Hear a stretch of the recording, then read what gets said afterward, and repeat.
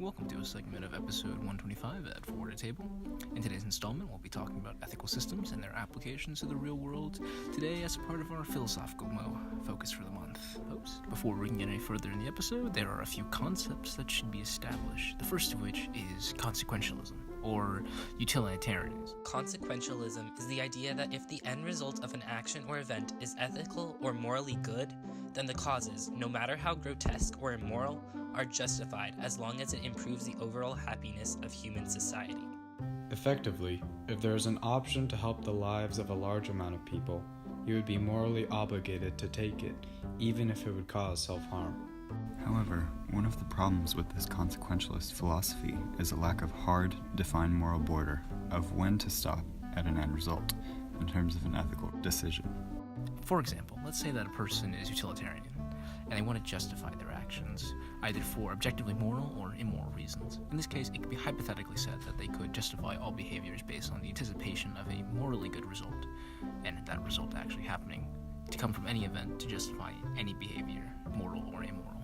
And thus, we run into some issues in some morally gray areas with consequentialism, as someone could justify the Holocaust if they argue that religious tolerance and human tolerance toward LGBTQ rights is improved today as an effect of the Holocaust.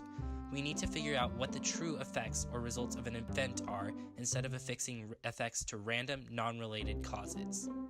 One could argue that since the eventual result of many of the events within the Indian independence movement was the independence of India, all of them should be viewed as ethical and morally correct because they improved the most human happiness in general. The Indian independence movement was widely viewed as a peaceful protest, but there were still a lot of violent events that occurred that resulted in civil unrest and some criminal actions. Collectively, from a pure consequentialist perspective, the Indian independence movement was ethical, and every single event and action was justified as it resulted in freedom for a large amount of people and prosperity within the lives of Indians.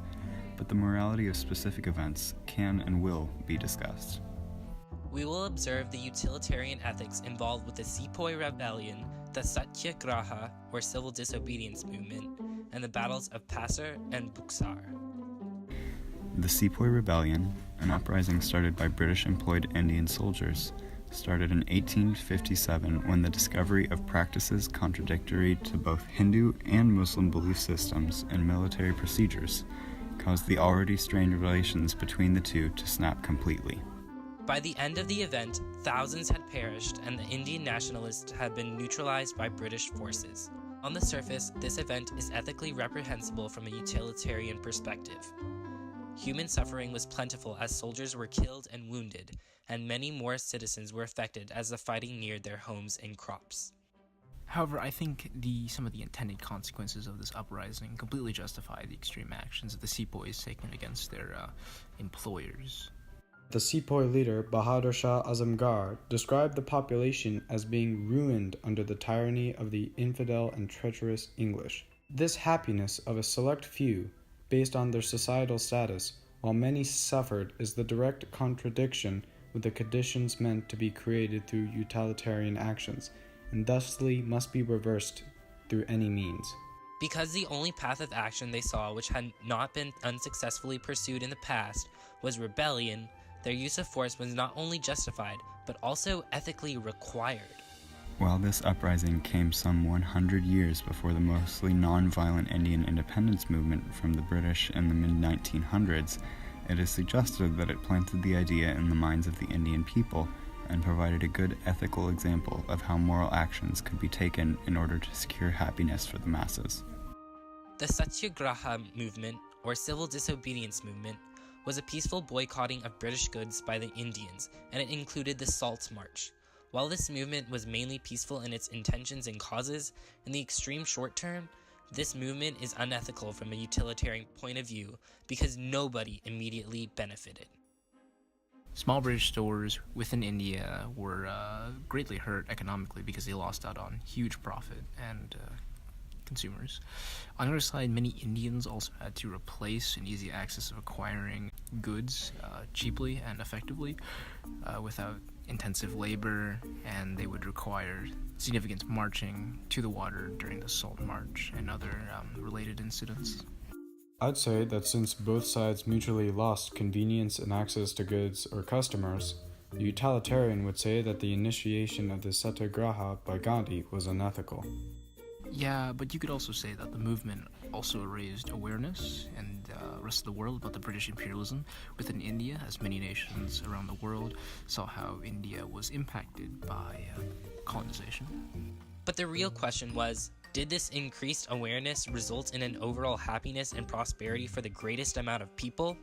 Yes and no. It really depends on the scale that one considers for the general good of people. In other words, whether one focuses solely on if India improved or human society as a whole benefited.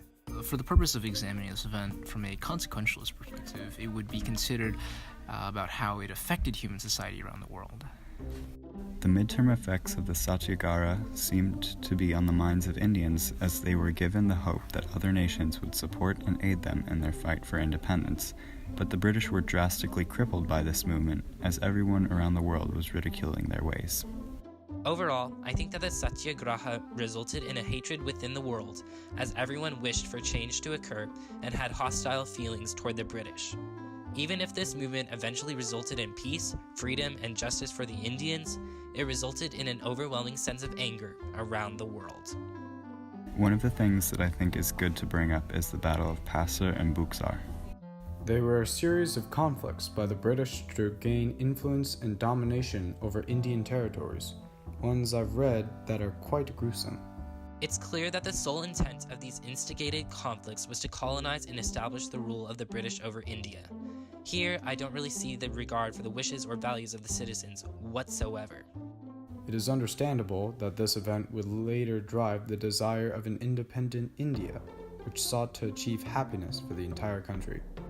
By utilitarian ethics, the British disregarded the happiness of the people of India and used the natural resources exclusively for personal wealth. This means that the steps taken by the Indians to establish a unified country for the benefits of its people would be ethical under the perspective of a utilitarian.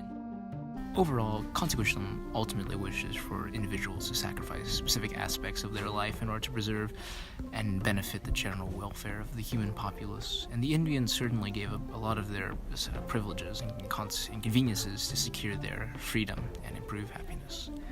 Although some of the major events and developments that occurred within the Indian independence were not necessarily ethical, since the end result was a nation that gave freedoms to over 1 billion people, a pure consequentialist perspective would be that this movement was entirely and completely ethical because the violent aspects resulted in eventual peace. But it is important to realize that a person should not consider only one philosophy when assessing the morality or ethics involved with a development in history.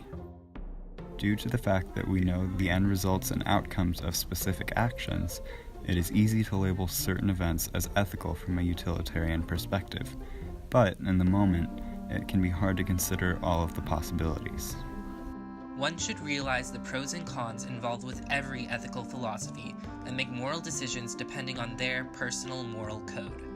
Nobody should decide the ways in which a person views the morality of an event, because ethics, as is philosophy, is up to the individual.